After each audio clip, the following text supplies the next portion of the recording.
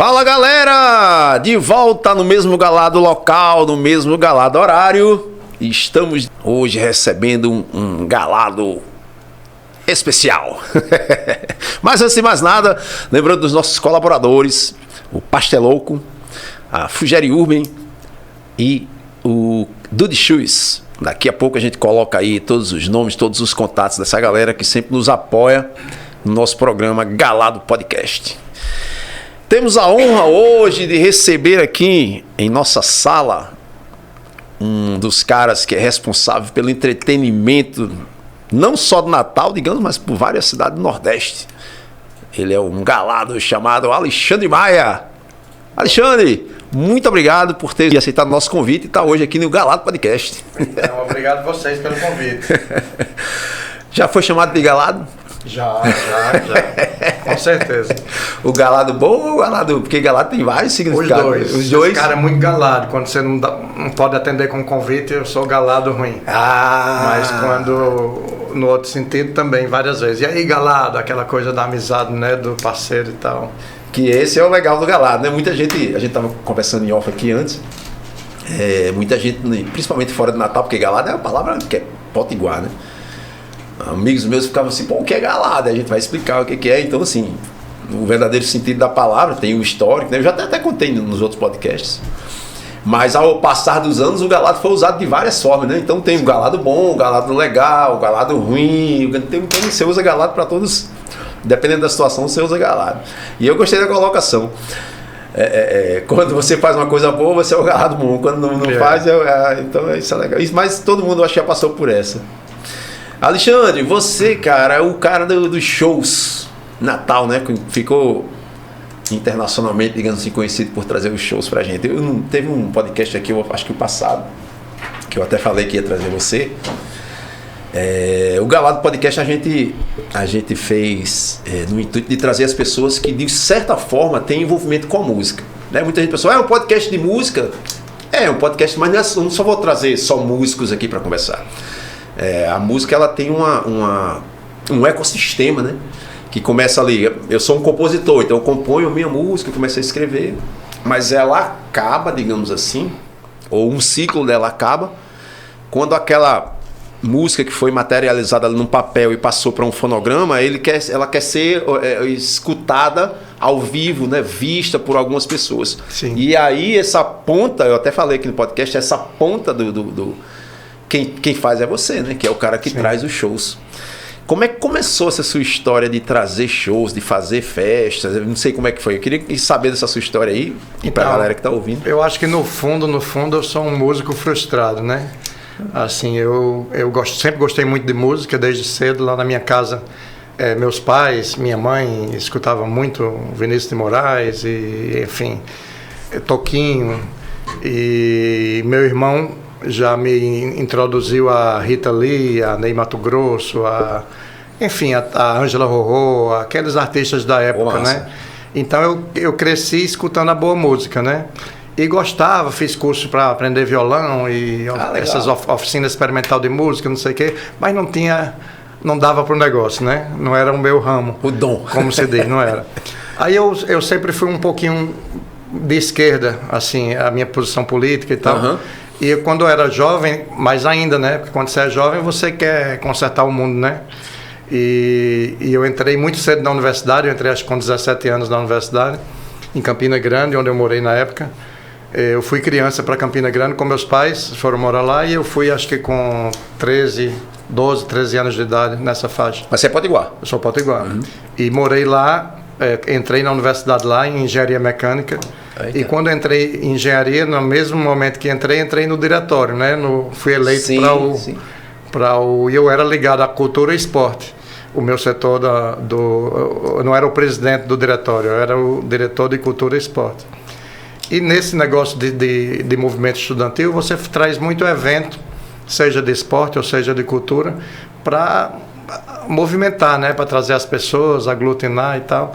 E aí a gente fazia alguns shows, até mesmo com simplórios lá, com os paraibanos, tipo Braulio Tavares, que era muito frequente na universidade e tal. E alguns mais arrojados, assim, né? Então eu cheguei a me envolver em algumas produções maiores lá, de artistas nacionais e tal, nessa época do movimento. Onde a gente fazia, além disso tudo, fazia aquela coisa de ir para a rua, fazer aqueles pedágios para levantar dinheiro para o movimento, e livro de ouro, todas aquelas formas alternativas de fazer isso.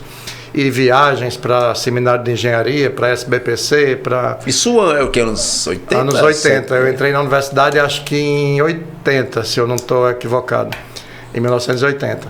Então fui para o congresso da UNE, em CONEB, que era Conselho Nacional de Entidades de Base, todos esses eventos, né, ligados à parte de política, né, do movimento. E com isso eu me envolvi com show, né? Nessa fase. Pendeu mais para a parte cultural. Né? A parte cultural. Nessa fase, lá em Campina Grande, eu fui ser professor por necessidade financeira, né, para sair da casa dos meus pais, por ideologia mesmo, aquela coisa do garoto rebelde. Mas né? já na área de engenharia já? Já. Você tinha estudando? Eu já estava na universidade quando saí, ainda com acho que 19 anos, saí da casa dos meus pais. Meu pai era muito, como é que eu posso dizer... Tinha posições políticas contrárias a mim. Sim, certo. Né? Quando você é jovem, hoje eu entendo que não era necessário aquela ruptura naquele momento. Mas na época, quando você é jovem, você quer, né? Então fui ensinar. E era uma época, nos anos 80, era uma época barra, ainda barra. Muito. E na época eu era ligado ao setor jovem do PMDB, que era um partido mais de esquerda na época. E a gente fazia muito aqueles eventos, né, de rua, montava comício, e era muita coisa ligada fora da política estudantil, já na política partidária, né? E aí eu, nessa saída de casa, o meu irmão conciliador aqui de Natal, que era professor da UFRN aqui, e eu estava na UFPB lá, engenharia, e ele era professor de engenharia aqui. E era muito bem relacionado na universidade, ele era professor de eletrônica digital aqui na UFRN. E aí ele sabia que eu gostava muito de Natal, que quando fui para Campina Grande fui assim, meio de coração partido, porque era criança, não tinha como não ir, né? E eu tinha muita vontade de voltar para Natal. E ele disse a mim, foi lá em Campina e me disse, na verdade ele queria conciliar essa minha coisa da saída de casa. Eu estava morando numa república com amigos e tal, aquela coisa, dando aula. E ele disse, se eu conseguir sua transferência para o UFRN, você tem interesse em voltar para Natal? Eu disse, tenho. Aí ele conseguiu, que é muito difícil, já era muito difícil na época, você conseguir transferência de federal para federal. Sim, certo. Né? E aí consegui vir para aqui, para o UFRN. Aí eu disse, eu vou, mas vou morar na residência universitária. E assim morei naquela residência. Já estava independente, já estava independente. Você voltar, Isso. Aí fui morar naquela residência universitária, na subida do centro de turismo ali, não tem umas casinhas amarelas. Certo. Morei ali, onde fui muito feliz. Aquilo foi uma época maravilhosa. Do lado direito da 10500. Do lado direito. Isso. Ainda existe ali, né? Ainda existe. Só que ali é o pessoal mais ligado a humanas, sabe? Ah, tá. Não é muito pessoal da engenharia. Mas eu fiquei ali porque um amigo estava lá e me introduziu, assim, e era próximo da casa da minha avó, e era próximo do Anísio Teixeira, onde eu via ser professor. Certo. Ali na minha volta para cá, eu precisei continuar. Ah, você já veio para ensinar? Ah, legal. Aí eu fui, um dos colégios que eu ensinava era o Anísio Teixeira. A maior carga horária era no Anísio Teixeira. E te ensinava o quê, tio? Eu ensinava matemática. Caraca, velho. É porque na minha época de colégio, né? Tem aquela história do monitor, né? Que o professor escolhe um aluno para ser monitor. Então já era monitor de matemática e de física, que eu gostava, né? Da minha área. E eu, quando entrei na universidade e precisei de um negócio, a primeira coisa que me ocorreu foi dar aula, né? E aí eu comecei dando aula no segundo ano, no segundo grau, com um ano que eu estava na universidade, porque quando você está na universidade, no curso de engenharia, existe um mecanismo lá, existia na época pelo menos, que habilitava você, mesmo sem ter licenciatura plena em coisa, por você ser um aluno daquela área, já ter uma... Aí eles permitiam que você ensinasse. Então eu lecionei muitos anos aqui. Ensinei no Ateneu, ensinei no Xuxa, eu estou falando em rede pública aqui, né? Aqui eu fui mais... Lá eu ensinava em escola particular. Mas quando vim para cá, eu consegui entrar no Estado, né? E aí era 40 horas no Estado, já era uma carga horária, como é que eu posso dizer, pesada, né? Sim, era uma carga horária normal de professor, né? E aí nessa época ainda, quando eu ensinava ali no Anísio Teixeira, eu abri um bar aqui na Deodoro que chamava Pressão Alta. Era uma choperia, a pressão alta era por conta da pressão do chope. E era um bar de música ao vivo, de segunda a segunda. Eu gostava muito, né? E aí comecei com esse barzinho, cantava Pedrinho. Ah, você que abriu o bar? Abri o bar. Ah, legal. Isso.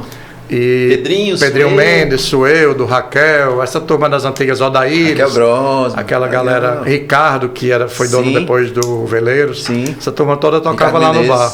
Isso. E aí, nesse negócio do bar, aí alguns artistas de fora que vinham, iam lá no bar dar uma canja. Foi Paulinho da Viola, até levado por Babal, que estava num evento aqui do Sesc e tal, não sei o que, e assim, alguns poucos artistas que tiveram lá. E me remeteu àquela minha época do movimento, da coisa da cultura e tal. E eu, um belo dia, procurei Edson, que era o representante da Poligram aqui, e Macrino, que era o cara da CBS, que era CBS, hoje é Sony Music, né? E pedi a eles o cast da gravadora, né? Eles me deram aquela relação de artistas e tal.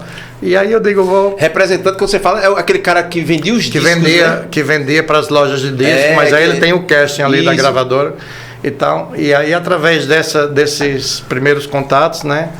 Eu me lembro que meu primeiro show em Natal foi Ângela Rorô. Que massa! Porque eu me lembro que eu liguei para Zizi Posse, liguei para alguns artistas e eu não tinha noção de mercado, assim.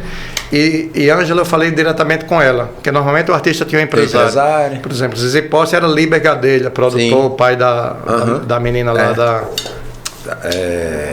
Luísa Posse, né? Luísa Posse. Que era um cara bacana e tal. Mas o show de Zizi, por exemplo, naquele momento custava 2 vezes o show de Ângela. E Ângela, como eu falei diretamente com ela, então na minha cabeça eu disse, pronto, aqui eu estou pegando já direto na fonte, né? Na minha cabeça era isso. E aí fiz no Teatro Alberto Maranhão, esse primeiro show com Ângela, e de público foi um sucesso. Mas isso ainda anos 80? Isso, acho que foi 84, mais ou menos, se eu não estou... 84, 85, acho que foi 85, esse show. E aí gostei, né, de fazer, e aí fiz alguns artistas locais, como Cleudo, seu parceiro, lá no Teatro Alberto Maranhão, fiz o lançamento do primeiro disco, Esquina do Continente, de Pedrinho Mendes, e outros, né, Canto Calismo, legal. Alguma coisa com Canto Calismo e tal. Enfim, e o meu segundo show, assim, nacional, foi João Bosco, que naquela época estava com um disco que chamava Ai, Ai, Ai de Mim, aquele disco com um chapeuzinho todo de branco e tal. E ele estava num momento bom da carreira dele, né? E fizemos lá no Centro de Convenções. O Centro de Convenções tinha 748 lugares e tivemos 1000 lá, cadeira extra, tudo que é jeito e tal. Que legal. E assim, foi um sucesso de público, né? E a partir daí eu fui me inserindo nesse mercado aí, Luiz Melodia, esses artistas mais, como é que eu posso dizer, da boa música, mas assim, a princípio mais focado ali no Alberto Maranhão, ou Centro de Convenções, sabe? E até que um pouco mais na frente, acho que em 88, eu entrei mais naquele segmento do rock and roll, né? Que aí veio o Paralamas de Sucesso, Kid de Abelha, Plebe Rude, Engenheiros do Havaí. Foi a geração que veio a geração do chamada rock dos anos 80, né? Anos 80, exatamente. Aí já no Palácio dos Esportes. E ainda no Palácio dos Esportes fiz Milton Nascimento, Fábio Júnior, uns outros shows dos esportes, muito show. Que na época não tinha muito aquela tradição de venda antecipada. Eu lembro que no dia do show, você abria a bilheteria de manhã, dava uma fila de quilômetros de gente na fila para comprar o ingresso. Não tinha aquela coisa, aquela cultura da venda antecipada. Eu, como não tinha muito capital, ou quase nenhum, né? Na verdade eu estava ali na marra, fazendo no sonho mesmo, né? E aí eu inventei a venda antecipada com desconto. Certo. Então, por exemplo, se o meu show era dia 10 e eu tinha que mandar o dinheiro do artista, né? Então eu colocava venda antecipada com desconto até dia 30 do mês anterior, por exemplo, que era para ver quanto eu levantava ali em dinheiro, né? Para ter um tempo hábil assim de fazer a necessidade financeira do show, né? E aí eduquei mais o público aos poucos de ter essa coisa de comprar antecipado. Ponto de venda passou a ser um patrocinador, porque gerava um fluxo de pessoas na loja. E aí foi se tornando... O show naquela época era de uma forma muito arcaica ainda, né, em Natal. Por exemplo, no Palácio dos Esportes, só existia um palco. Jerônimo era o dono, era um rapaz que trabalhava lá. Em termos de estrutura, então. Trabalhava lá no ginásio, e ele tinha o palco lá, era cavaletes e umas toras de madeira. Olha isso, cara. E você, nas duas extremidades, botava os PAs.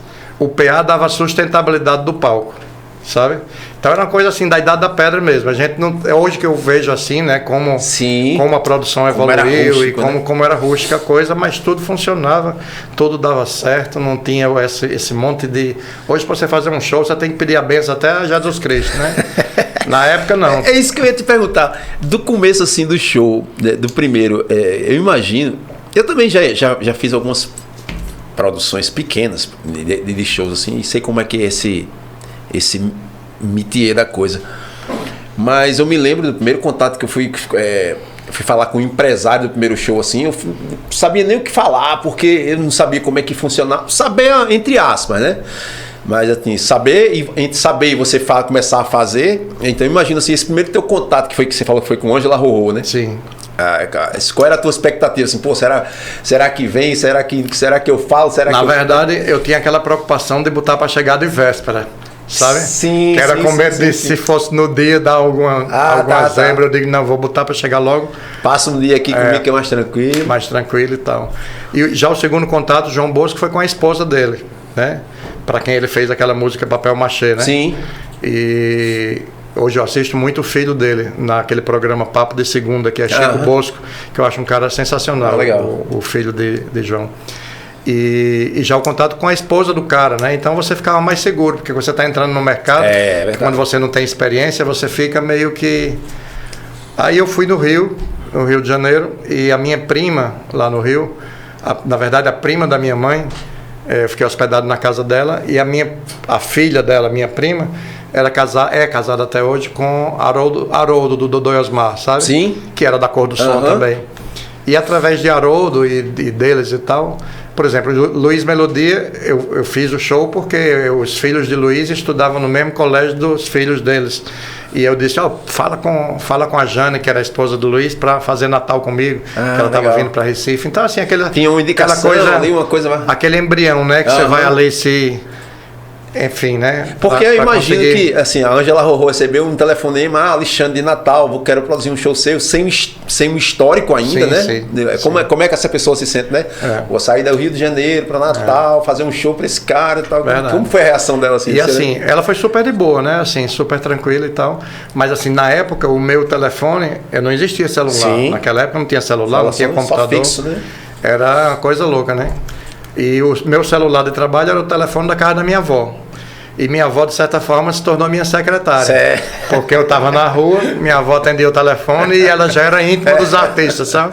Os artistas ligavam, ela atendia, anotava direitinho. Legal, quando eu chegava, estava lá. Mas era nessa fase eu digo muito assim, que Herbert Viana, por exemplo, andou no meu Chevette hatch pra gente comprar as cordas da guitarra. Caraca! Tá ligado? Então, assim... Rapaz, olha só. Quando eu tava falando aqui, eu acho que foi no podcast de César.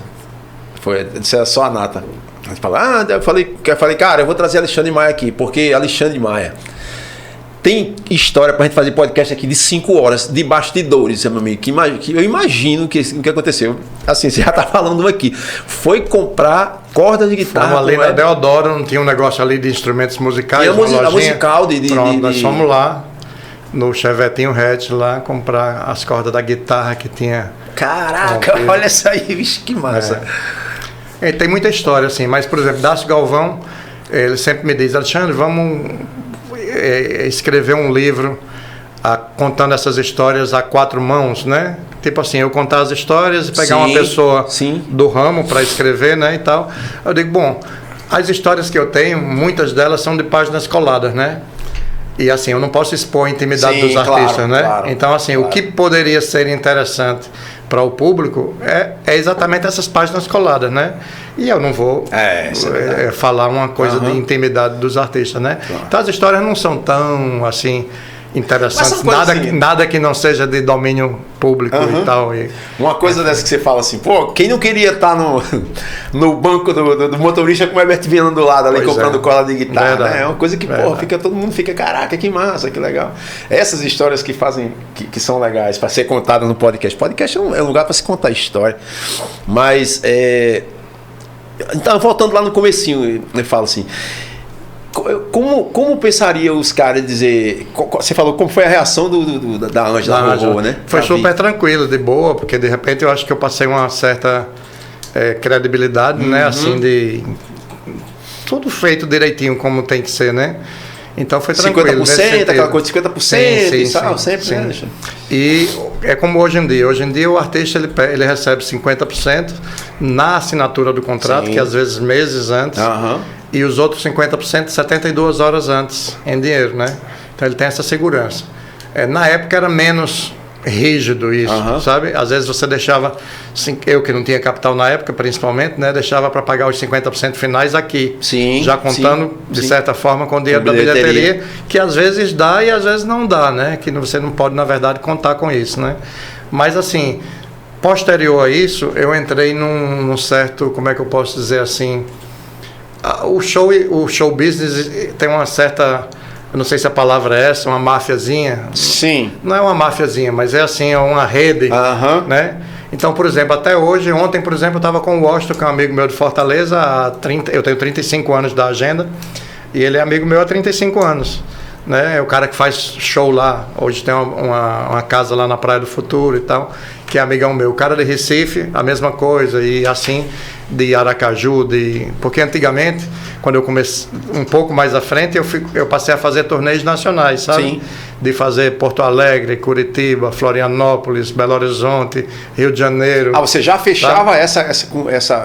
Num determinado momento em que as passagens aéreas, você podia desmembrar ela e sair fazendo.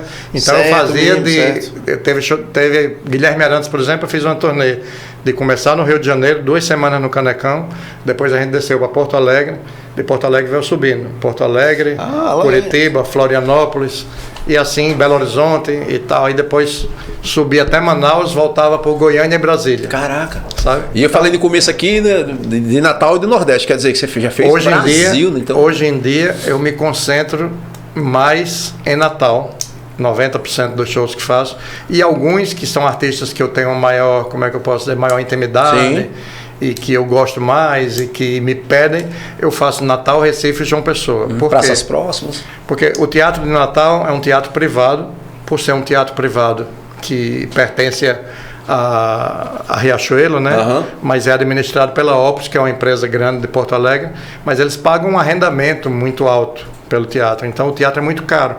Eu posso dizer que é o teatro mais caro do Nordeste e um dos mais caros do Brasil, o teatro daqui, e tem 1.500 lugares.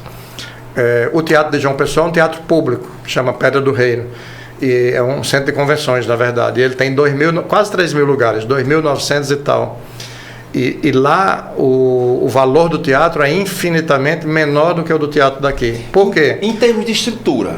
A estrutura é boa. Agora sim, aqui em Natal você tem aquela facilidade como é que eu posso dizer, a iniciativa privada tem aquele cuidado maior. Sim. Tem aquela coisa, você tem um profissional certo no lugar certo, né? Lá em João Pessoa, por ser um órgão público, de certa forma, eles te entregam a chave do teatro e deixam estar aqui, ó. Tipo, te vira, né? E você põe tudo, você põe um som, você põe uma coisa. Aqui você já tem a coisa mais ou menos... Isso. Se você for um cara inexperiente aqui e nunca fez um show na vida, você chegar no Teatro Riachuelo, você faz tudo. Porque lá tem segurança, tem recepcionista, tem a bilheteria que funciona, tem a área técnica que funciona, tudo funciona. Mas tudo que funciona tem um custo. Sim. Concorda? Então, por exemplo, em João Pessoa, é um teatro que é muito mais comercialmente viável. Sabe? Certo. Por ser um teatro de 3.000 lugares, eu já pus várias vezes a lotação lá e eu tenho uma taxa fixa, alta. A lotação, por exemplo, a locação do teatro lá custa, se eu não estou equivocado, R$13.000, né? R$13.000, mas você tem que botar toda aquela equipe, como é que eu posso dizer, o quadro de apoio, certo, né? Você tem que contar com segurança, com recepcionista, com o pessoal de limpeza, você tem que botar tudo. Aqui não, o teatro custa mais, mas o teatro tem toda a equipe. Já tem equipe. Já está tudo incluso, sabe? É um custo-benefício, como você fala. É muito mais fácil você fazer um show aqui no Teatro Riachuelo. Então, eu posso dizer que o Teatro Riachuelo, ele primeiro foi um sonho antigo que eu tinha. Desde o Teatro Alberto Maranhão, você tem que ver que Teatro Alberto Maranhão, no governo né? Quer dizer, o teatro com 100 e tantos anos. Até que Nevaldo Rocha pensou em um teatro. Então, assim, eu fazia show em Natal no Teatro Alberto Maranhão para 600 lugares. num dia, e o mesmo artista que eu fazia aqui, eu fazia no Teatro Guararapes, em Recife, no outro dia, para 2.400 lugares. Então, meio que Recife pagava a conta de Natal. Certo. Sabe? Durante anos. Então, eu senti a necessidade, quando eu migrei para Palácio dos Esportes, para Juvenal Lamartine, para Papódromo, para Machadinho, para todos os locais improvisados, estacionamento do Vila do Mar. Então, é que você está falando tudo isso aí, eu tinha até colocado aqui, praças.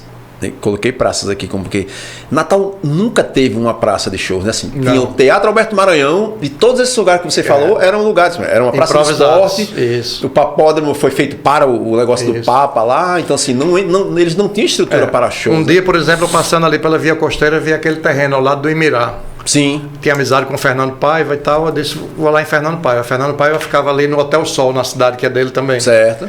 E eu fui lá em Fernando, eu disse, Fernando, eu queria alugar aquele terreno ali do lado. O que é que você quer fazer lá? Aquele terreno não tem nada. Eu disse, não, eu queria fazer uma arena de show. E cerquei com madeirite, montei palco, não sei o que, e fiz um primeiro show lá, que inclusive, posso estar errando aqui, se não foi o primeiro, foi um dos primeiros, foi o Gal Costa, acústico MTV. As mulheres com salto dessa altura, descendo aquela rampa cheia de areia. Caraca. As mesas você botava toalhinha, não sei o que e tal, e o vento vinha com a areia. Mas enfim, era o que tinha para hoje, né? Naquele momento. E aí fiz inúmeros shows ali na Arena do Emirá, como Lulu Santos, Kid de Abelha, o festival de rock que eu tinha, que chamava Rio Grande do Rock, que fiz uma época na Ribeira. Perfeito. E fiz ali, mas que nunca se pagou, porque o rock ficou... Se o rock já era difícil de se pagar um show, na hora que você faz um festival, que você tem 2 ou 3 dias de festival, fica mais difícil ainda, certeza. Porque o público divide, né? Quem gosta mais do Rapa vai pro Rapa, quem gosta mais do outro vai pro outro, né? Então, essas fases todas que eu passei ao longo dos 35 anos da agenda, foi assim, meio que experimentando as possibilidades que tinha, né? Outro dia, tinha amizade com o pessoal do Vila do Mar, cheguei para Luiz Sérgio Barreto, que é um dos donos lá, e disse, Luiz Sérgio, eu queria fazer isso aqui, ó. Levei ele no estacionamento, eu digo, esse gramadinho aqui vai ser arquibancada, aqui vai ser o setor de mesa, onde ficam os carros ali, né? Sim. E a gente vai montar o palco aqui, o público entra pelo fundo do palco, e aí eu fiz lá Djavan, fiz Kid de Abelha. Os shows são meio repetitivos porque são os artistas, né?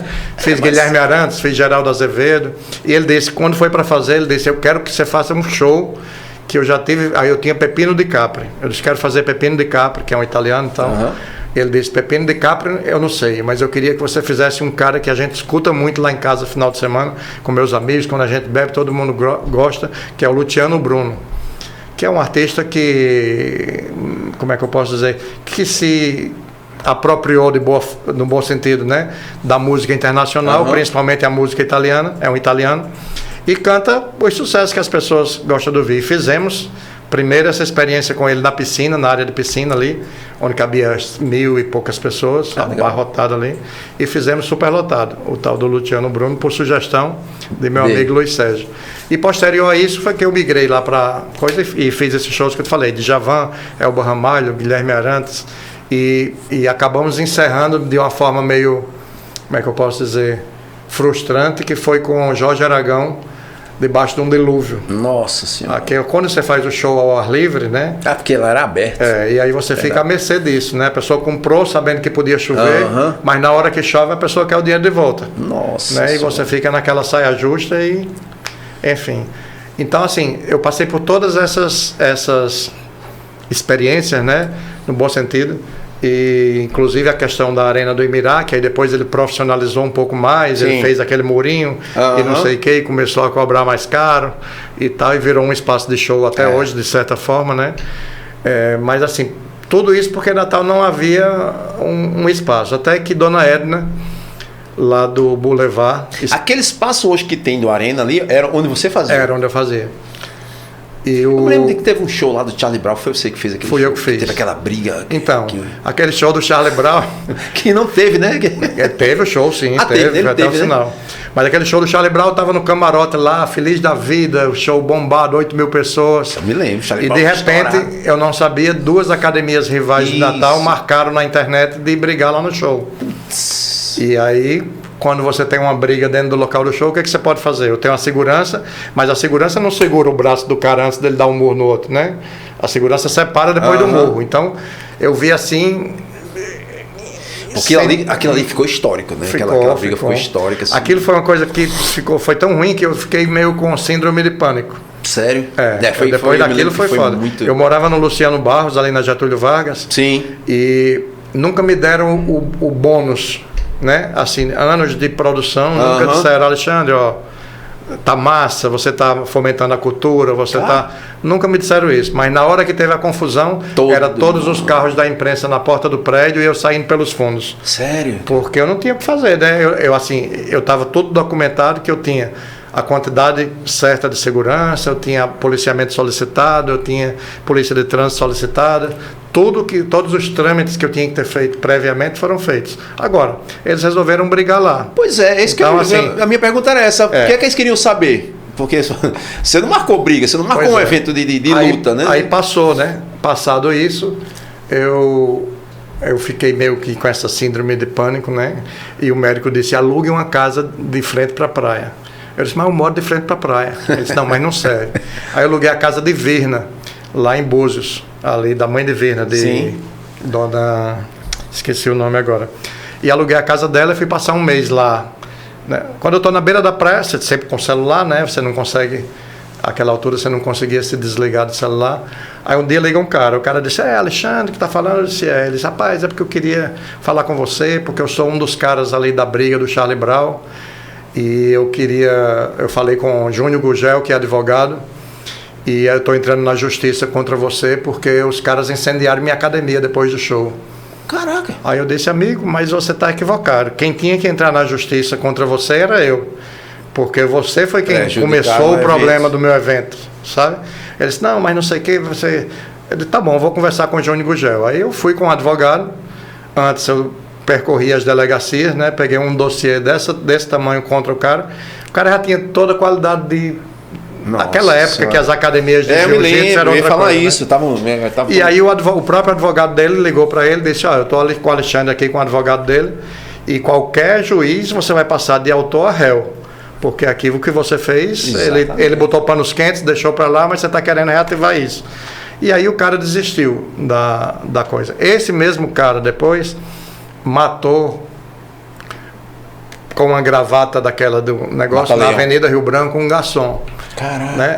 É a história que eu sei, né? Que chegou até mim. Porque um dia eu estou em casa, liga a Rede Globo, querendo fazer uma matéria comigo, gravar uma matéria comigo, porque tinha um programa na Globo que era negócio de crime, que o cara estava desaparecido. Você se lembra? Tá. Como era o nome disso? Era...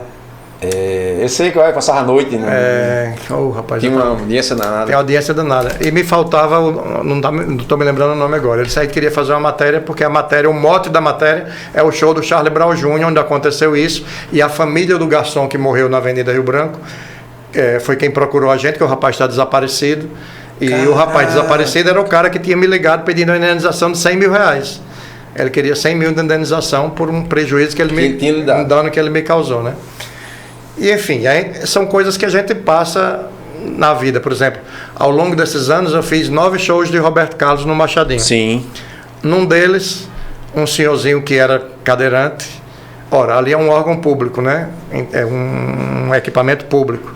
Então, nesse dia, por infelicidade, o elevador de deficiente estava quebrado e a rampa de deficiente não tinha... Sem utilização. E no show de Roberto Carlos vai muito cadeirante, né? Então, o que eu fiz? Eu peguei uma X seguranças, deixei eles para pegar as cadeiras de roda do cara, descer ali para a quadra e acomodar. Os caras tinham a opção, ou ele ficava na tribuna de honra, ou ele ficava na lateral das mesas ali.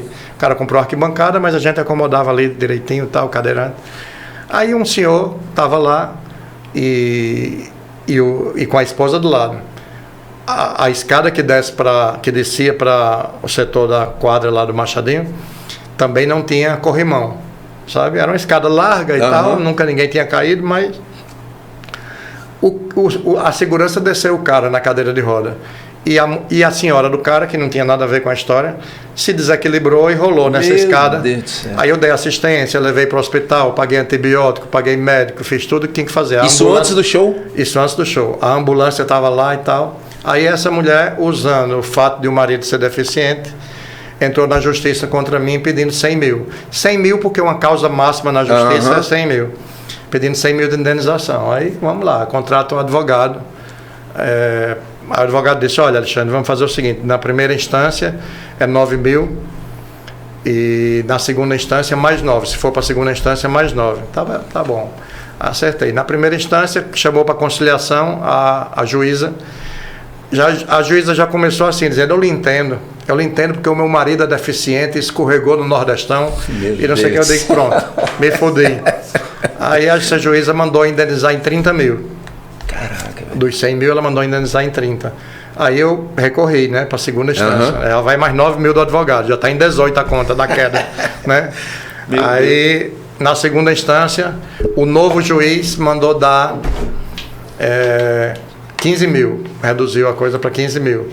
Aí o meu advogado sugeriu, você pode ir para a terceira instância, mas você vai ter que me pagar de novo, ou você pode fazer uma contraproposta, você pode chegar diante do juiz lá, da coisa, e dizer, não, eu ofereço tanto, se ele aceitar, acaba. Fechou. Aí eu tinha, pela lei lá, eu poderia dividir em 10 ou 20 esses 15 mil. Sim. Aí eu disse ao senhor lá, o senhor humilde e tal, eu disse, olha, a lei me permite dividir em tantas vezes, mas eu vou lhe fazer uma proposta de eu fazer um esforço para lhe pagar 7 mil à vista. Se o senhor preferir, eu pago 7 mil à vista, se não quiser, eu pago o valor parcelado. Aí ele aceitou os 7 mil à vista. Então, de forma que a queda da esposa do deficiente me custou 25 mil. Fora os antibióticos, fora o médico, fora isso. Então, isso é show, né? Porque, assim, se você faz um show na via costeira e o cara bota o seu carro lá na via costeira e seu carro é arrombado. É roubado ou arrombado. Você vai na delegacia e eles julgam que o responsável sou eu que estava fazendo o show. Ele saiu de casa e estacionou porque estava no seu show. Então, assim, quando chegou o Teatro Riachuelo, anos depois, para mim foi digo, pronto, estou livre de alguns problemas. Da máfia do estacionamento. Sim. Porque virou máfia. Às vezes o cara arrombava o próprio carro para dizer que foi arrombado lá no show e eu tenho que pagar ele, entendeu? Sem dúvida. Celular, a gente precisa entrar com liminar. Porque o cara ia pro show com celular, era roubado, queria que eu desse um iPhone novo a ele. Sério? Lá dentro? Dentro do show. E assim é aquela coisa, né, do brasileiro, que o Brasil é muito difícil de consertar. A gente quer um presidente, a gente tem hoje esse maluco presidente, né? Se Deus quiser, nessa eleição a gente volta pro prumo. Espero que o povo não seja tão ignorante de eleger um louco desse de novo. Mas assim... o nosso país é um país do jeitinho brasileiro. Sempre foi, né? né? A gente está assim, nas pequenas coisas. Quer dizer, é um cara simples ali que quer tirar uma pequena vantagem aqui, outro quer tirar uma pequena vantagem ali. Então, enquanto não mudar a consciência do brasileiro, que você é uma nação e que você tem que olhar o próximo e não olhar só o seu próprio umbigo, né? Sim. Fica muito difícil. Então, meu pai já dizia quando era vivo, eu esquerdista, meu pai direitista, mas meu pai dizia... A lei em Brasília é a lei babá e os 40 ladrões, meu pai dizia, né? Então, assim, o cara que chega na presidência hoje é um negócio tão enraizado lá que é muito difícil deles, um cara querer, como é que eu posso dizer, com aquela ideologia, aquela coisa pura, com purismo ideológico, ele não chega em canto nenhum, porque os caras não deixam. Os bandidos que a gente elege deputados e senadores, eles não deixam o cara governar, sabe? Então, é um país... Tem uma série que eu assisti há pouco tempo, agora acho que é Um Contra Todos ou Todos Contra Um, não sei se você chegou a assistir. Não. Rapaz, retrata exatamente isso aí, esse modelo. É o que é a política no Brasil. E isso a gente vê na Câmara Federal, na esfera estadual, na Assembleia, vem na Câmara dos Vereadores, vem tudo. Porque, assim, é uma coisa que o cara é vereador, ele quer os jetões lá, ele quer, para ele votar nisso aqui, o cara dá tanto, para ele votar contra é tanto. É tudo assim. É tanto que os poucos que se propuseram a fazer mudanças, ou pensaram em fazer mudanças, não seguraram a onda, né? É verdade. Tiveram que sair, né? Eu acho que dentro da área da gente a gente pode citar Gil, né? Que foi para o Ministério da Cultura e... enfim. Mas enfim, eu acho que Gil no Ministério da Cultura para mim foi uma coisa emblemática, sabe? Sim. Porque é um negro ali num cargo público de tal importância, sabe? Ministro. Um negro íntegro, uma pessoa séria. Perfeito. Enquanto ele foi ministro, nós tentamos aqui, que além dos meus eventos privados, eu fazia muito evento para a prefeitura. Através de Dácio Galvão e tal, que é secretário de Cultura, inclusive um secretário que a gente tem que tirar o chapéu. Perfeito. Porque é uma pessoa assim que... Também acho. Enquanto na maioria desses cargos tem pessoas que não têm aptidão nenhuma para o cargo, são políticos que se botam lá. Dácio é uma pessoa que nasceu para aquilo, sabe? Eu acho que eu sempre falei isso, que os cargos devem ser ocupados por pessoas que pelo menos entendam do assunto. Dácio é um cara da secretário de Cultura, mas ele vive cultura. Pois é. Ele vive a cultura. Escritor, tem um histórico da família, o pai, então enfim. E aquele evento que a gente fazia, além do Carnaval, além do Natal em Natal, nós fazíamos o Festival Literário ali na Ribeira, que era a menina dos olhos de ouro dele, né? Então ali nós trouxemos, por exemplo, Gilberto Gil para fazer o show e participar da mesa. Me lembro demais. Então, assim, uma mesa com Gilberto Gil, uma mesa literária com Gilberto Gil, uma mesa literária com Caetano Veloso, como fizemos, é uma coisa assim... Perfeita. Perfeita, né? Perfeita. Assim, nós trouxemos, por exemplo, Marina Lima e Antônio Cícero. Então era Antônio Cícero falando do processo da criação do poema e ela executando a música ali debaixo da tenda. Para mim foi um dos grandes momentos ali do festival, do festival literário, que infelizmente hoje não ocorre mais, né? Na gestão atual eles optaram por dificuldade financeira e etc e tal de tirar o festival, que talvez, se você for comparar Carnaval do Natal em Natal e Festival Literário, o que dá menos, como é que eu posso dizer, tudo que é mais cultural dá menos para o povão, dá menos, como é que eu posso dizer, interesse. A audiência, né? Então, assim, a audiência tinha, porque era dentro de uma tenda e tal, mas não era uma coisa não, assim. Não, audiência, alcance, né? Alcance, era uma coisa mais restrita. Mas ali foram momentos magníficos, por exemplo, aquele Tom Zé, show de Tom Zé, show daquela menina. Mas eu me lembro, as tendas tinham capacidade para quantas pessoas? Eu não me recordo, mas eu acho que era em torno de 1.000 pessoas. 1.000 pessoas, mas eu me lembro assim que era coisa de procurar e não ter mais. Porque assim, terminava a parte dentro da tenda e tinha o show externo, né? E aí cabia, sei lá, 7, 8, 10 mil pessoas, como foi o caso de Caetano, de Gil e etc, sabe? Porque o lance da tenda, a gente pode colocar que assim, era uma parte mais intimista, né? Você estava sentado ali escutando a pessoa falar, contar uma história e tal. Então, assim, é a coisa que eu falo. Eu que trabalho com música esse tempo todo, eu escutei histórias ali que eu não sabia. Por exemplo, aquela história da música Sandra, de Gilberto Gil, né? Que ele fala o nome das enfermeiras de lá, que ele foi preso lá em Santa Catarina e tal. Então, é história assim que você vê o cara contando e que você nunca tinha atentado para isso, legal, né? Legal. E que você descobre a verdadeira história daquela música e tal. Né? E Gil, assim, que eu acho Gil nos homens mais cultos e interessantes desse país, sabe? É verdade. Porque ele é de uma, como é que eu posso dizer, humildade muito grande, sabe? Na época que a gente tinha a banda, a Alforria, a gente fez um evento com o Gil, Alforria e Gilberto Gil, não sei se foi você que fez, lá na rampa. Naquele não fui eu. Não, né? Mas você lembra disso que teve lá? Lembro que teve. Foi, nossa, muito bom. Foi eu fiz sábado. Gilberto Gil ali no Boulevard, eu acho que aquele Caia na Gandaia, que era cantando reggae, né? Sim. Fiz Gil no Centro de Convenções, fiz no Teatro Riachuelo, fiz vários Gil. Mas esse especial lá da... Eu acho que era alguma coisa de Méveillon, não tinha, né? Era Méveillon, né? Acho que foi uma coisa... Enfim, mas assim, eu sei que a gente teve a oportunidade de tocar junto que eu falo no mesmo evento. E eu me lembro que na passagem de som, à tarde, o show era à noite, na passagem de som, a gente cruzou ficou esperando o Gil passar, né? Era o mesmo palco, o que é uma coisa super difícil de um artista local tocar no mesmo palco do artista nacional, mas a gente tocava no mesmo palco. E eu me lembro que nessa troca assim, da passagem de som, a gente cruzou com o Gil e pessoal, isso aqui é a banda que vai abrir o show. E eu me lembro mais assim, meninos, né, chamado de meninos. Ele é muito sabe, uma simpatia assim. Eu falei para ele que dificilmente eu jogo confete, sabe assim, eu não sou muito de jogar confete, eu sou tímido e às vezes não consigo verbalizar o que eu evito, né? Sim. Mas eu disse a Gil lá, assim, da minha admiração, do meu, né? E ele disse, que bom que você gosta do meu trabalho, uma humildade assim, sabe? É aquela coisa muito, sabe? Já, por exemplo, Caetano, eu fiz aqui Caetano Livro Vivo, né? No Livro Vivo ele lê um trecho do livro, daquele Livro Vivo, que é o livro dele, né? Que era o título do show, onde a mãe dele diz, meu filho, venha ver aqui aquele negro que você gosta. E era Gil na televisão, né? Ele faz uma homenagem a Gil no show. E aqui foi uma unanimidade o show no Machadinho. Chamou Natal do Diamante do Nordeste, que isso é que o cara faz mesmo na cidade para, enfim, faz parte, né? Mas o cara fica satisfeito, o cara que é da cidade fica satisfeito, né? Sou o Diamante do Nordeste. E no outro dia em João Pessoa, fui fazer o show em João Pessoa, no Forrock, que era a casa do show da época lá. E Caetano, ele é assim, meio, né? ele sentado lá cantando, quando ele foi cantar Terra, que fala na Paraíba, não sei o que, lindo momento e tal. Aí ficou aquele meio assim, alguém que talvez a acústica não tivesse boa, alguém que talvez não estivesse escutando tão bem quanto gostaria, e ficou aquele... No momento ele parou assim, levantou só uma sobrancelha, sabe? Ele disse: o que é isso? É esse lugar que vocês não respeitam? Aí ele disse: uma vez eu estava na Alemanha e fazendo um show, e era aquela balbúrdia, aquele barulho, aquela confusão. Eu disse: não, no Brasil é diferente.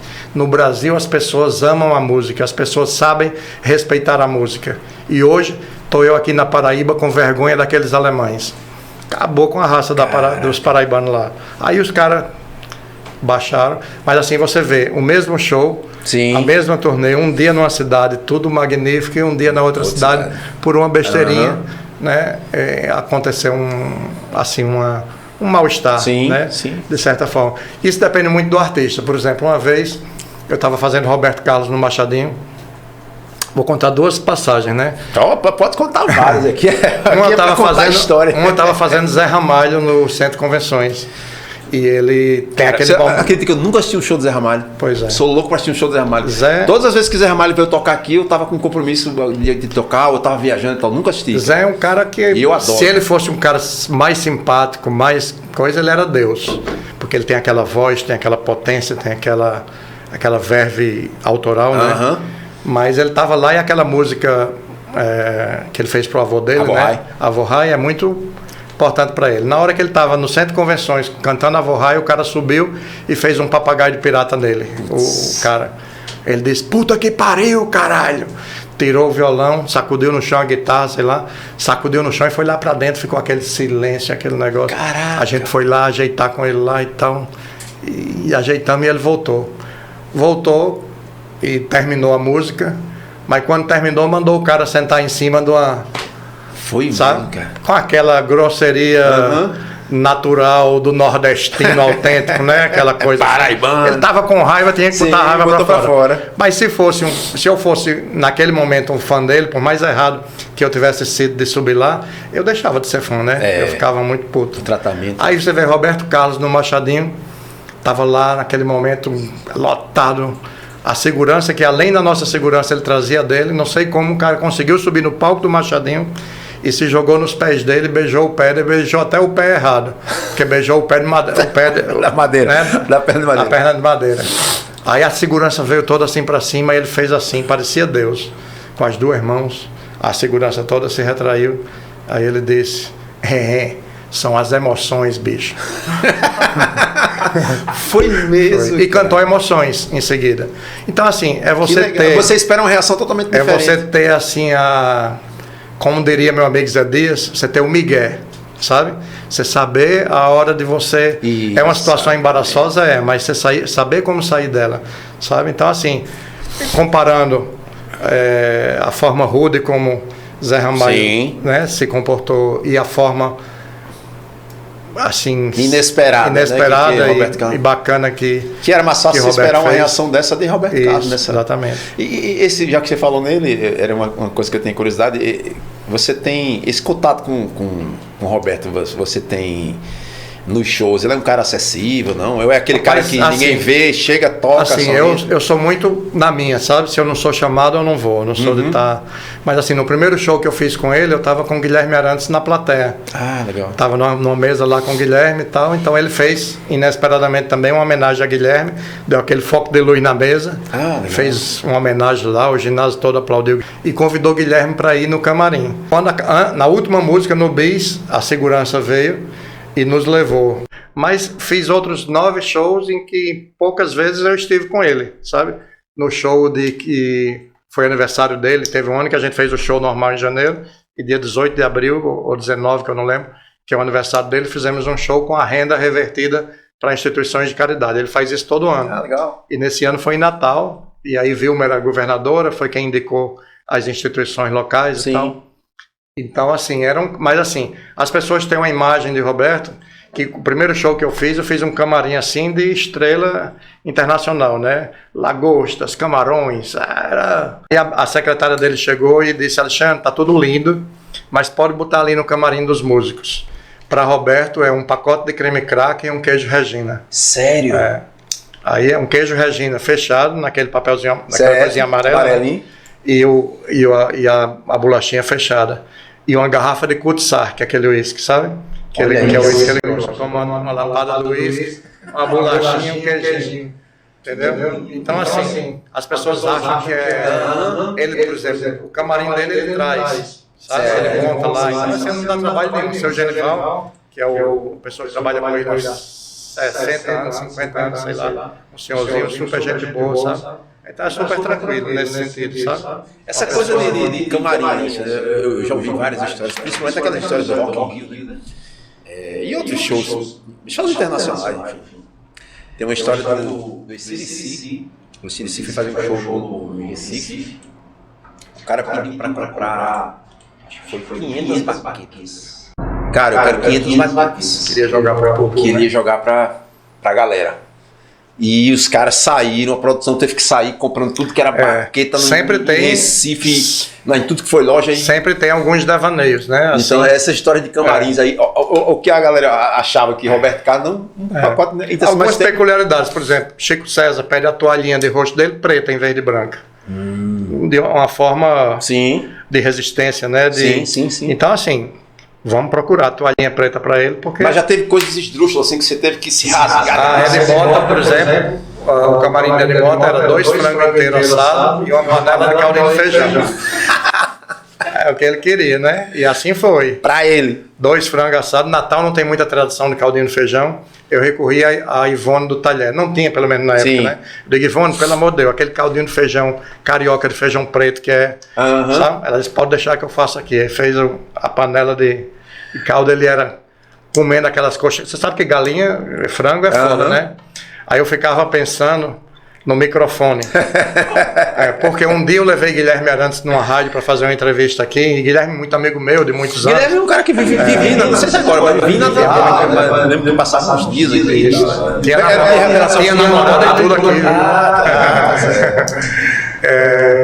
Eu me lembro que eu fui fazer uma entrevista com ele na rádio. Naquela época era um microfone, o mesmo microfone para o entrevistado e para o locutor. Quando saiu da rádio, ele disse: puta boca de cara, isso, velho. Com aquele sotaque paulista, puta boca de cara, isso, meu. Aí quando eu via Ed Mota cantando no microfone, depois de detonar aqueles 2 frangos, eu fiquei na minha cabeça sozinho, puta boca de cara, isso, meu. Eu digo, rapaz, o que menos as pessoas querem escutar no podcast é a música. Tudo bem, você toca uma musiquinha ali e tal. Mas quer saber da história, cara. As histórias, assim, porque eu digo sempre assim, uma coisa é você ir no show, eu vou no show ali, pá. O que é que acontece depois daquilo ali, que a cortina se fecha? Ou antes da cortina se fechar? Verdade. Porque um show de um artista nacional, ele dura no máximo 1h30. Salvo alguns que fazem 2 horas, tem uns loucos que fazem até 3 horas. Mas... Então, assim, o público, ele tem um contato com o show business, digamos assim, como espectador, durante 2 horas. Verdade. Meia hora que ele chega lá, esperando o show, e 1h30 de show. Então, assim, a pré-produção, o que acontece antes e o que acontece depois, ninguém não tem a menor noção. E, assim, são pequenos detalhes, às vezes. Como você disse, tem histórias e histórias, né? Histórias que podem ser contadas, outras que não, mas enfim. É como no próprio Roberto Carlos, né? No Machadinho a gente fazia aquele setor de mesas, então eu tinha no computador todas as pessoas que a cada ano compravam mesas, e antes de eu abrir a divulgação do show, eu ligava para cada uma daquelas pessoas que eu tinha um cadastro, e ligava, dona Ângela, tudo bem com a senhora? Que nós queríamos abrir uma pré-venda para as pessoas e tal, então a pessoa se sentia prestigiada, valorizada e tal, e com isso criou uma certa... como é que eu posso dizer, intimidade entre o público, e eu. E algumas pessoas... E você mesmo que fazia, Alexandre? Ou eu você mesmo que fazia. Não, essa parte eu mesmo fazia. O que eu queria era vender às vezes. Não, porque às vezes tem uma equipe e tal. Você passa muitos anos fazendo isso e em alguns momentos dá aquela bad, né? Quando dá a bad, eu digo, eu vou mudar de ramo, eu não aguento mais isso. Sim, sim. Porque você acaba tendo que engolir muito sapo. Você tem que... E eu tenho os negócios dos 5 minutos de loucura, sabe? Quando me dá meus 5 minutos de loucura, sai de perto. É difícil dar. Mas quando dá, meu amigo, quando dá, senão eu implodo, sabe? Então eu tenho que botar pra fora. Estresse. Então às vezes eu não... Às vezes eu tô assim com um artista e não sei o que, quando eu vejo que o negócio fugiu do meu controle assim, eu digo, amigo velho, eu não quero mais trabalhar com você não. Eu tô encerrando aqui minha carreira, larguei. Entendeu? Assim, já aconteceu poucas vezes, mas aconteceu, sim, sabe? E claro, a relação inversa também deve acontecer, né? Claro, porque claro. Você não é perfeito sempre, né? Mas eu digo muito assim, que o que eu queria dizer sobre o episódio do Roberto Carlos é que tem uma senhora que é muito fã dele, e ela ligava para mim, e ela tinha um contato da filha de Roberto Carlos, tinha um contato de Dudu, tinha um contato de todo mundo. Ela era aquela mulher que era como se fosse íntima, ela se achava íntima de Roberto. Só não conhecia ele. Ela até hoje liga para mim, no dia do meu aniversário, no Natal e no Ano Novo. Olha, já bordou toalha com meu nome, entendeu? Caraca. Alexandre, fiz uma toalha para você aqui, bordei seu nome, e eu vou lá na casa dela, lá no satélite, buscar a toalhinha e tal. Mas aquela pessoa que tem aquele carinho, sabe? Mas só então, porque você proporcionou ela assistir shows de Roberto Carlos. Proporcionou de uma forma que eu digo assim, ela trazer... Ela comprou o ingresso, não, eu digo, proporcionou, mas assim, eu apenas a tratei com carinho, né? Que eu acho que é importante que você tenha. Às vezes você saber dar um não, sabe? Sim, sim, infelizmente sim. Não pode, mas abraça a pessoa e não sei o que, é aquele jeitinho, né? Porque imagina, Alexandre, que quantas pessoas bateram na tua porta assim, dizer, meu irmão, deixa eu falar com o fulaninho hoje, bota no camarim. Além sem falar de pedir entrada de graça. Foi a única coisa boa dessa pandemia. Porque eu disse, olha, infelizmente o artista não vai receber por conta da pandemia. Sim, que realmente, porque não é recomendável, porque o cara quer fazer uma foto, quer não sei o que. Tá como ao seu, eu disse ao seu, se eu gostava de receber no camarim, no tempo que as pessoas vinham porque queriam me conhecer, conversar, bater um papo.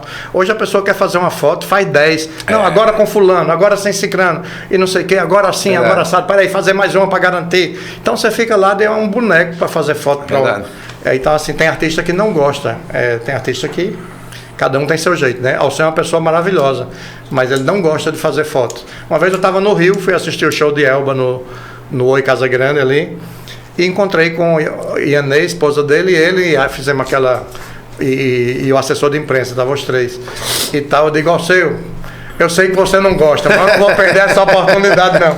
Vou fazer uma foto com você. Ele riu e fizemos uma foto. Mas assim, não é uma coisa que ele tenha, sabe, prazer de fazer foto. Como eu também não sou. Tem vários artistas que eu fiz e que não fiz foto. Como eu fiz show com um artista assim, o cara chegar pra mim, aquele... como é que chama? Ah, meu Deus. Me and Mr. Jones, Billy Paul. Sim, Billy Paul. Billy Paul chegou para mim, sentado comigo assim, disse qual foi na língua dele, né? E eu tentando, qual foi a universidade que você fez para estar aqui produzindo? Eu digo, eu sou um Zé Mané, eu sou um Zé Buceta, eu não estudei porra nenhuma. Sabe? Mas eu me lembro que ele fez essa pergunta. Né? Então, assim, eu fiz shows aqui, por exemplo, Ray Conniff, a orquestra de Ray Conniff no América, que foi um momento... O povo de Natal levou mesas e cadeiras de casa, foram para a calçada do América. Eu me lembro disso. E assistiu o show através do vidro, da vidraça, porque era caro, e o povo ficou na calçada. A TV Cabugi fez a matéria na calçada, em vez de fazer lá dentro. Então eu tive um prejuízo na época, no tempo que dinheiro era dinheiro, milhares de dólares. Porque não vendeu? Show. Não vendeu.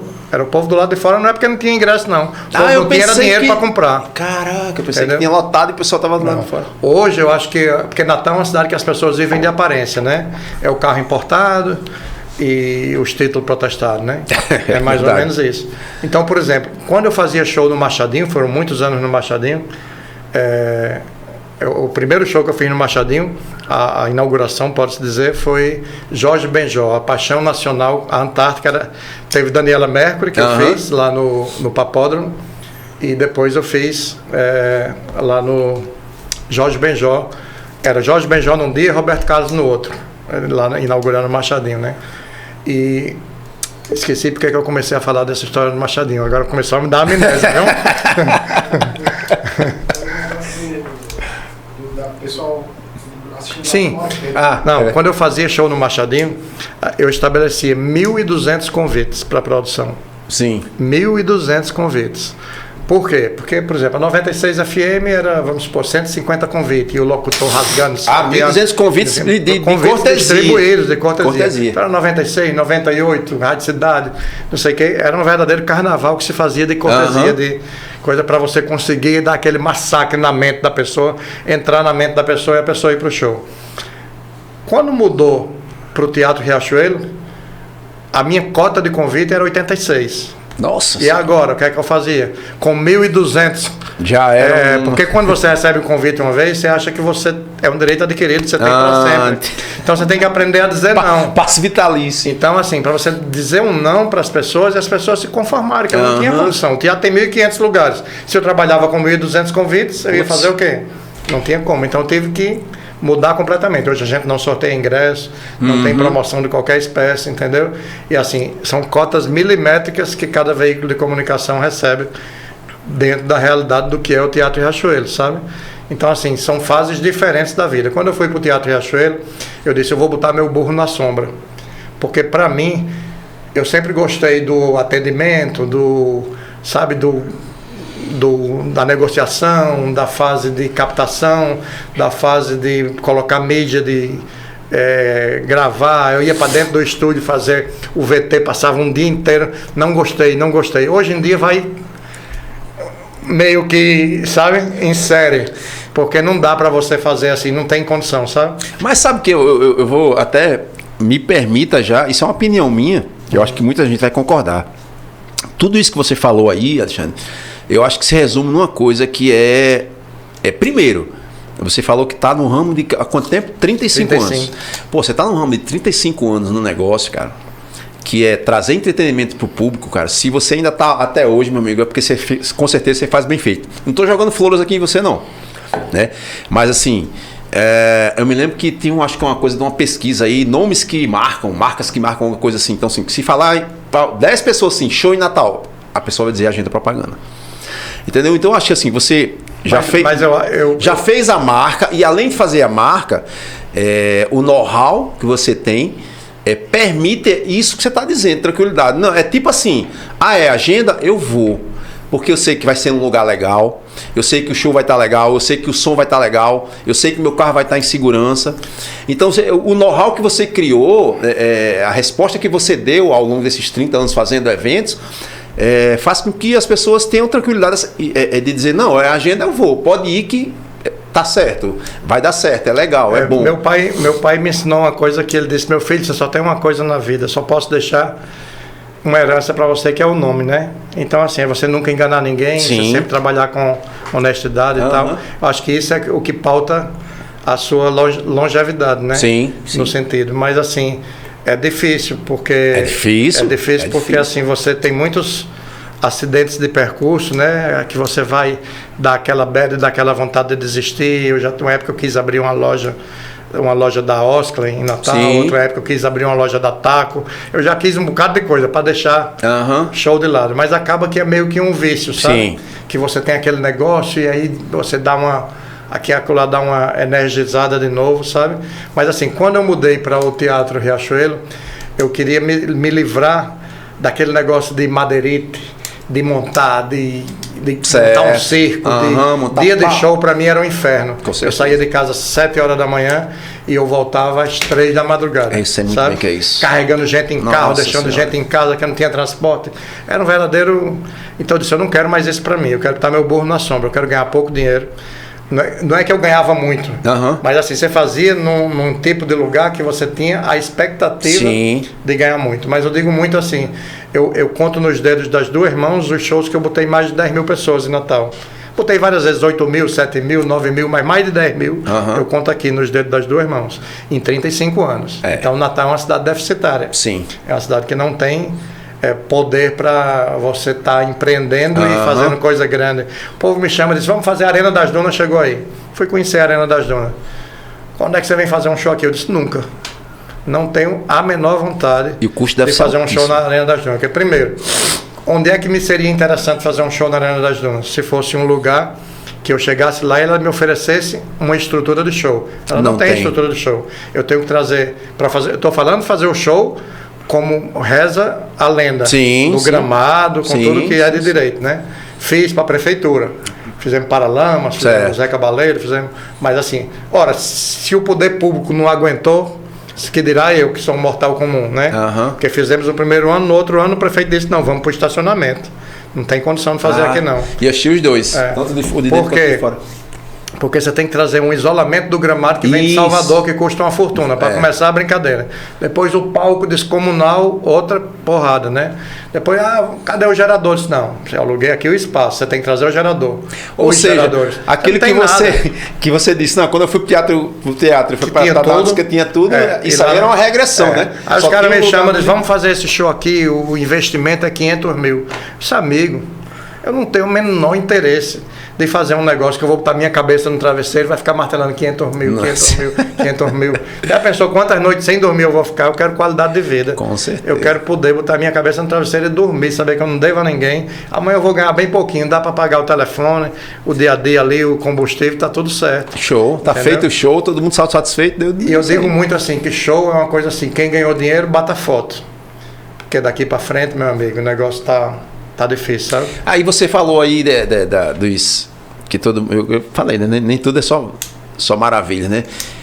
A pandemia, né? Pandemia pra gente foi, quando eu falo a gente que trabalha com arte, trabalha com entretenimento, então todo mundo, o discurso tá na boca de todo mundo. A classe artística, quem faz arte, foi o primeiro a parar e o último que voltou, que ainda nem voltou direito. Com certeza para você foi uma... Meu show de volta, em julho, Renato e seus Blue Caps. Já tinha sido pago o cachê em fevereiro, porque eles pediram, fizeram uma negociação para eu pagar antes. O que aconteceu? O Renato morreu. Pronto, então era Renato e seus Blue Caps sem Renato. Se fosse, morreu um cara dos Fevers um tempo desse, substituiu por outro, mas é um grupo, os Fevers. Na hora que morre Renato, o líder, tudo bem, quem segurava mais a onda lá era Cid. Continua sendo, né? O grupo continua. Canta. Mas assim, é meio que o grupo perdeu a alma.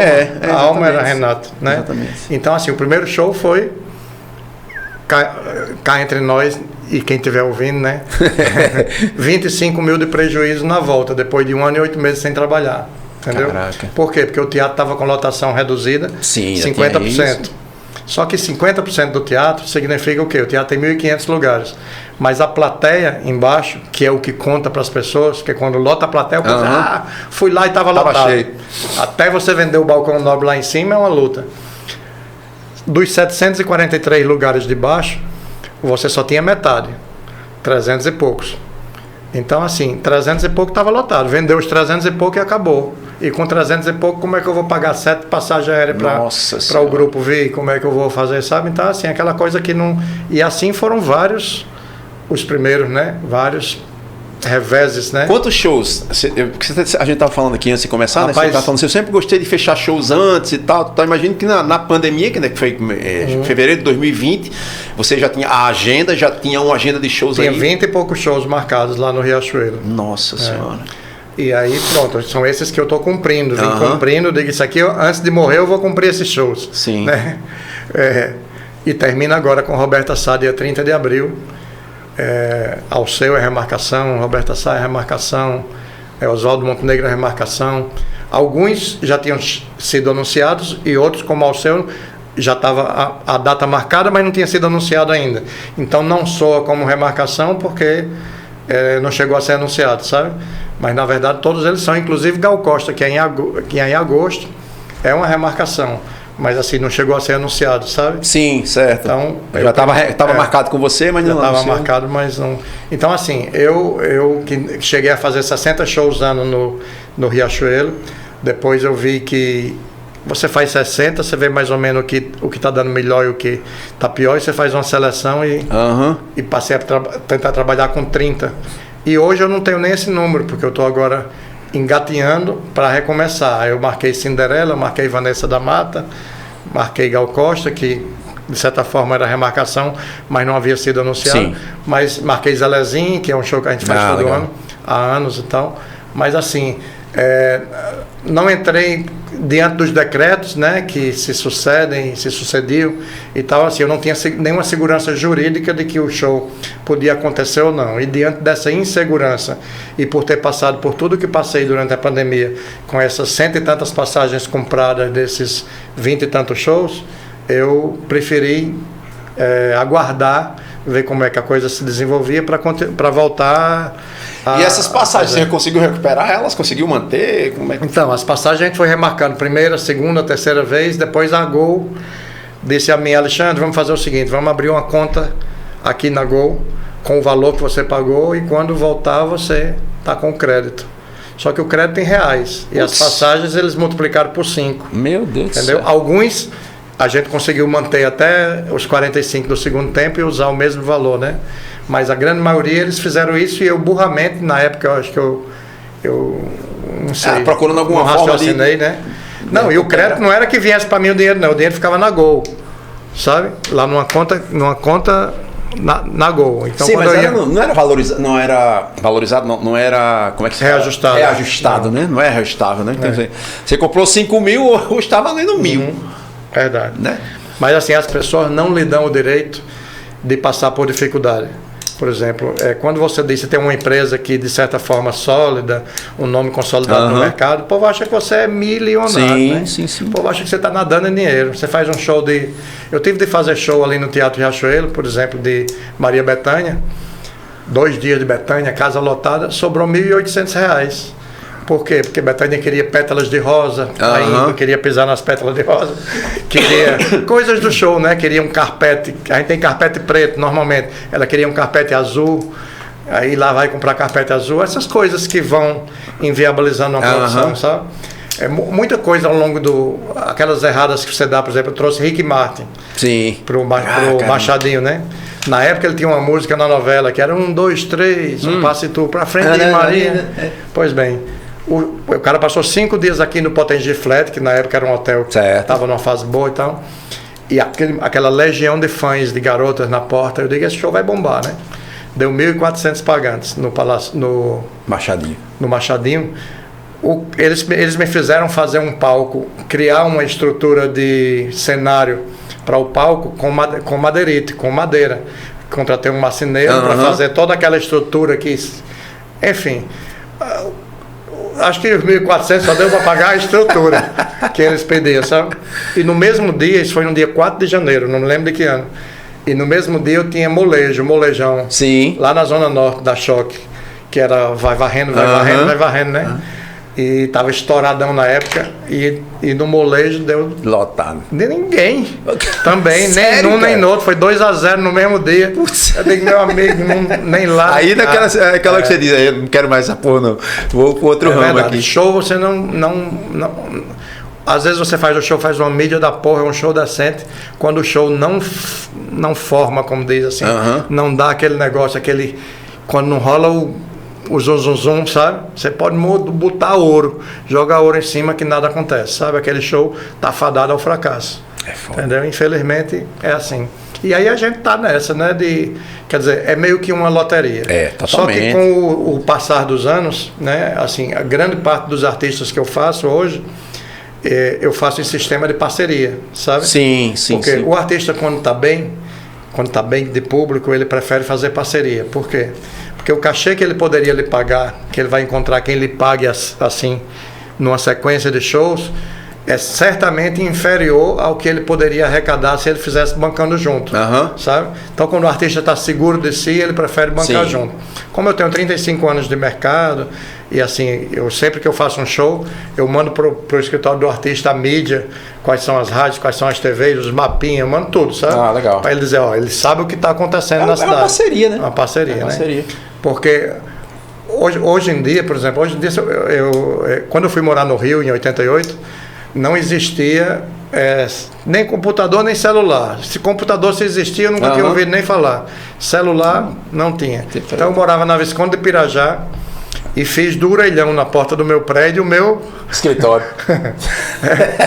Com esse orelhão, conheci toda a vizinhança que também usava o mesmo orelhão. Sabe? Legal. Porque naquela época uma linha para você ter em casa custava uma fortuna. Se você entrar numa fila danada para... E aí eu morei um tempo lá na Visconde de Pirajá com essa dificuldade. E quando eu comecei a fazer show, por exemplo, hoje em dia eu fecho um show, ligo para um menino da arte, a menina, né, Nayara, que faz minhas artes há muitos anos. Nayara já tem tudo lá, tem as marcas dos apoios, é sempre a mesma coisa mais ou menos. Quer dizer, em um dia ela me manda todas as artes, seja as artes do site do teatro, seja as artes de cartaz, de Instagram, de stories, de tudo, né? E na época, quando eu comecei a fazer show, não existia nada disso, e a gente, para fazer uma arte do outdoor, eu ia lá no Diário de Natal. Aí no Diário de Natal tinha Seu Jorge, era um iugoslavo que era arte finalista, então ele fazia uma arte de outdoor que era quase do tamanho dessa mesa, sabe? Ele pegava uma cartolina, montava, fotolitava, sabe o que é fotolito? Sim, sim. Fazia aqueles fotolitos, aquela montagem, eu fazia um esboço, eu na verdade fazia um esboço do que eu queria, como é que eu queria o nome, não sei o que, onde era a foto, o que é que eu queria, mais ou menos, e dava para ele. Primeiro eu tinha que esperar que chegasse o Sedex das fotos do artista, né? Porque não tinha nada pela internet, né? Diga aí, cara. Aí eu levava tudo, a pacoteira lá para Seu Jorge, Seu Jorge fazia e mostrava, e aí o que é que você achou? Eu digo, vamos contar as matrizes, porque um outdoor tem 32 matrizes, sabe? Ali cada quadradinho daquele é uma matriz. Se eu botasse matriz demais na mesma coisa, o orçamento do outdoor dava mais caro, sabe? Então não, seu Jorge, diminua, puxa isso para cá, para diminuir as matrizes e o custo se enquadrar. Lá saía eu para Bandeirantes Outdoor, em Bom Pastor, com um negócio do tamanho dessa mesa, com um papel manteiga na frente e levava. Aí a menina dizia, não, mas vamos mudar isso aqui, não sei o que lá, voltava eu para Seu Jorge. Eram as 6 viagens até enquadrar e chegar no orçamento que eu podia e tal. E isso era produção. Aí eu gravava na rádio na 96, sempre foi na 96, os spots, né? Eu não lembro, na época era Flávio Bruno, antes de Gilson, antes de Bill Boy, que é hoje. Até hoje é ele, que é um profissional magnífico também. E a gente pegava aqueles rolinhos e eu ia na 104 FM de Parnamirim, ia na Tropical, não sei o que. E às vezes, quando era que o cara me dava só um rolinho e eu tinha que esperar na rádio que o cara passasse lá e copiasse, para poder sair, botava naqueles cartuchos. Tinha cartucheiro, sabe? Eu sou da idade da pedra. Né? Também. Se eu contar isso para uma pessoa, porque um dia foi assim, o cara não acredita, né? Fax, quando apareceu, eu tenho um amigo que diz, um aparelho de fax era o preço de um Fusca. É verdade. Né? E eu, no começo, eu tinha a Gráfica Santa Maria, onde eu fazia meus cartazes. Sim. Eu recebia meus fax na Gráfica Santa Maria, enquanto não comprava um aparelho de fax. Eu fiz muito isso, rapaz, muito isso. Então, assim, as pessoas acham, por exemplo, quem me conhece via no comecinho eu distribuindo panfleto ali em Ponta Negra, eu ia pra praia na época e tal, e distribuía os panfletinhos no show. Demais. Eu ficava na Ladeira do Sol ali em frente ao Chaplin distribuindo panfleto. E para algumas pessoas preconceituosas de Natal, que Natal é uma cidade preconceituosa, as pessoas achavam, como é que esse homem tá nada dessa no meio de coisa distribuindo panfleto, como se fosse uma coisa que me diminuísse, sabe? Mas assim, primeiro eu sempre tive humildade, depois nunca tive vergonha disso. Aí hoje, às vezes, Alexandre, eu conheci você quando você não tinha porra nenhuma, quando você distribuía panfleto. Eu distribuía panfleto por prazer, não é porque não tinha porra nenhuma, porque eu tinha prazer, que era o meu negócio. O cara ia me perguntar qual é o próximo show, eu dizia, tá aqui, tá entendendo?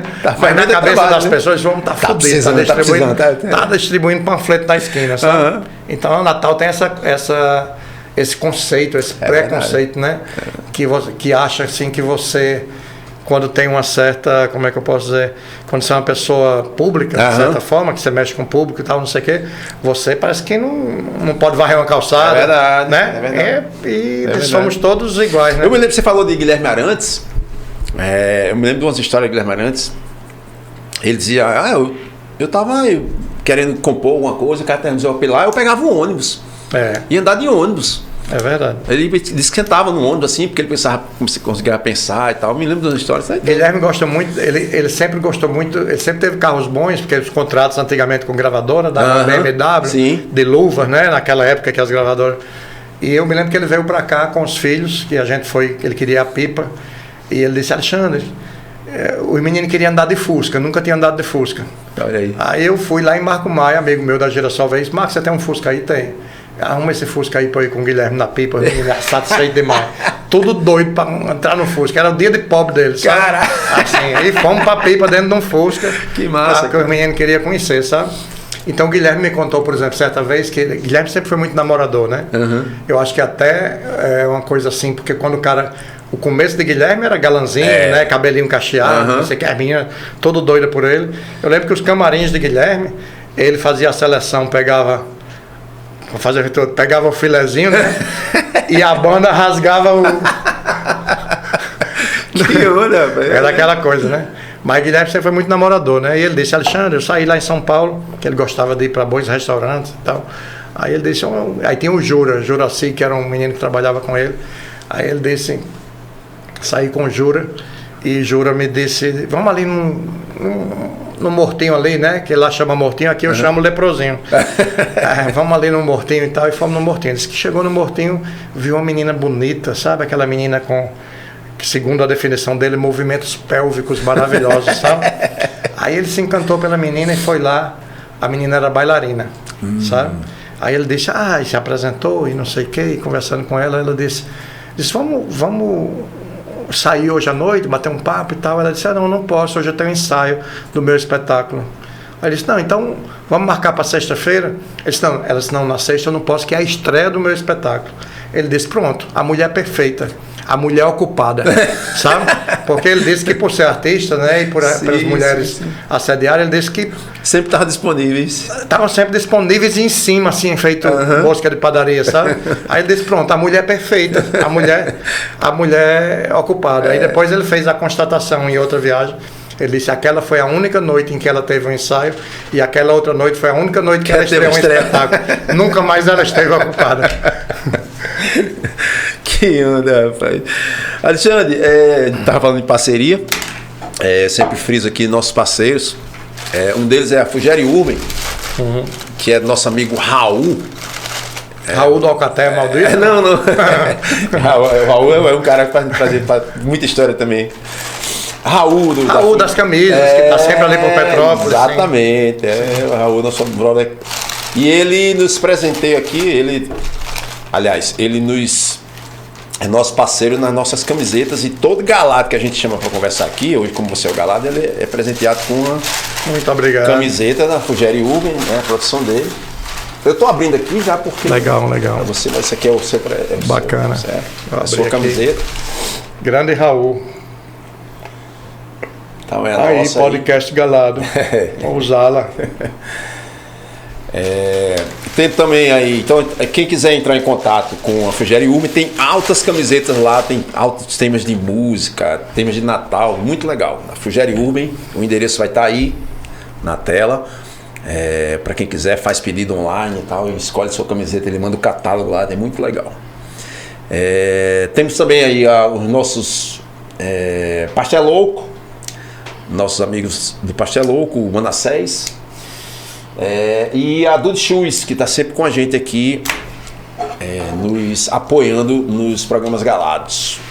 Alexandre, a gente está chegando aqui, eu sei que seu tempo é corrido, acho que a gente já passou, não sei como é que está o seu controle aí.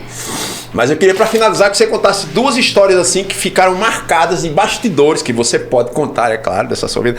Eu estava dizendo aqui, Alexandre tem que vir para uns 3 ou 4 dias aqui para contar a história, porque história de bastidor, cara, 35 anos trazendo gente para fazer show, imagino que você tem de história. Olha, mas duas que marcou assim, que você vou contar duas pode histórias contar. Que eu acho interessantes assim, né? Uma mais íntima, eu gosto muito de Jorge Maltner, né? Sim. Né? Acho um artista assim fenomenal, inteligentíssimo, aquele livro dele do Caos lá, e é um cara de uma cultura impressionante, né? Mas um cara assim um pouco, como é que eu posso dizer, que não ainda está nos anos 70, sim, mais ou menos, certo. Naquela época, droga, sexo e rock and roll, né? E ele disse que ele contou a mim, ele disse que o que eu tenho na vida eu devo a Caetano e a Gil. Porque são muito Sim. amigos e tal. Inclusive, Gil, então ministro da Cultura, fez uma homenagem a ele lá em Brasília, muito bacana, a Jorge Maltner. E inclusive, teve um show aqui em Natal que era Gil e Jorge Maltner, o poeta e o esfomeado, lá no Teatro Alberto Maranhão. Um magnífico show. E você que trouxe? Não, esse eu fui de público. Certo. Mas houve uma época de uma efervescência do Bar do Buraco, eu não sei se Nossa você era... Senhora. Né? E naquela época eu fiz muitos shows ali, Francis Raine, Quinteto Violado, Cida Moreira, Sim. que eu adoro, uma cantora paulista que pouca gente conhece aqui, mas que eu gosto muito. E dentre esses todos, eu trouxe Jorge Maltner, né? E terminou o show, o Jorge, daquele estilo dele, né? Alternativinho e tal. Aí ele disse: Alexandre, você se incomoda de ir comigo ali no hotel? Ele estava no hotel Casa de Hóspedes, de Ponta Negra, que era das Freiras. Então. Aí fomos lá, eu digo: vamos, porque eu queria pegar uns discos, o pessoal queria uns discos, eu esqueci ir no hotel. Aí eu fui com ele: você sobe comigo? Sou. Eu abria cada disquinho daquele, tirava aquele plástico, né? Tirava a contracapa, a capa, era o CD, era o CD, para ele autografar. Sim. Ele autografava. A cada autógrafo ele disse: você se incomoda de escutar Fernando Pessoa? Aí ele tinha um livro de Fernando Pessoa, ele recitava poemas de Fernando Pessoa, se acompanhando no instrumento. Cada um que ele... A cada autógrafo. Era um poema de Fernando Pessoa, se acompanhando, não sei quem. Não precisa dizer... que chegamos no Bar do Buraco, não tinha mais ninguém, já era de manhã. Mas enfim, teve essa madrugada com Jorge Maltner, escutando Fernando Pessoa recitado, porque eu conheço muito Fernando Pessoa de Maria Bethânia, né? Sim, inclusive o poema do Menino Jesus, que eu acho magnífico, Maria Bethânia. Bethânia, quando ela tem o poder de, quando ela está no palco, ela tem um olhar tão forte, tão assim, que você acha que ela está olhando para você. Sim. Você acha que ela está falando aquilo para você. Ela tem um poder. Reza a lenda que Maria Bethânia, quando está nos dias, isso é a lenda, né? Que quando ela está nos dias mesmo pesado, carregado dela, ela vai passando ali na via costeira e os postes vão se apagando. Mas assim, diferente disso, os contatos que eu tive, acho que eu fiz uns 4 ou 5 shows com Bethânia, sempre todos muito bacana, muito leves, muito, legal. Enfim, sem nenhum problema. Mas a outra história que eu acho que é mais interessante para o público é do show do Legião Urbana, o último show da história do Legião Urbana, que foi no dia 7 de setembro, não sei se de 91, 92, eu não lembro o ano. A banda logo em seguida acabou. Renato Russo já sabia que estava doente, né? Sim. Teve AIDS e tal. E naquela época a AIDS era uma doença mortal, né? Não havia esses coquetéis, Sim. essas coisas aí que dão uma sobrevida, né? À pessoa. E ele chegou, ele queria um médico no palco.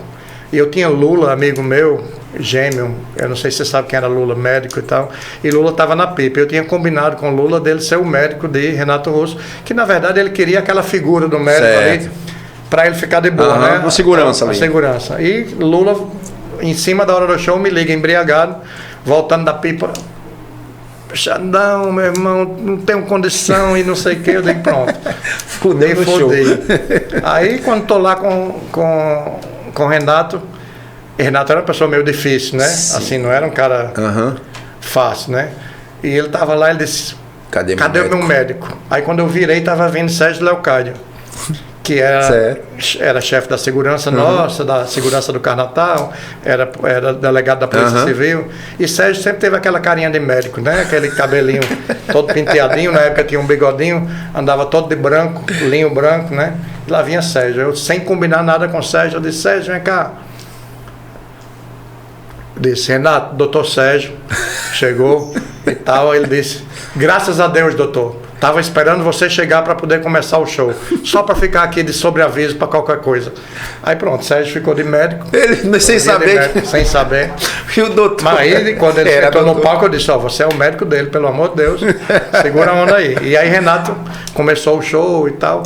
E na última música, eles trouxeram a mesa de luz. A luz era deles. Sim. O som era local, mas a luz era deles. E deu um problema na mesa de luz. Apagou, deu um blackout na hora do bis. E ele estava naquela música lá, se arrastando lá no palco, sei lá, a música, daquelas músicas doidas lá que ele fazia. E ele disse: luz, quero luz. Se não tiver luz, eu não canto.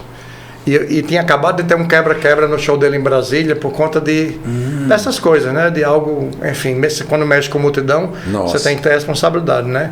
E eu digo: e agora, o que é que eu faço? Um segurança da equipe de Sérgio deu a ideia, ele disse: vamos acender a luz de serviço, que ele estava no show, ele não ia se ligar, né? Só ia a luz. Acendeu a luz de serviço e o bis foi feito com a luz de serviço, porque a mesa não voltou a funcionar e ele terminou o show e correu tudo bem.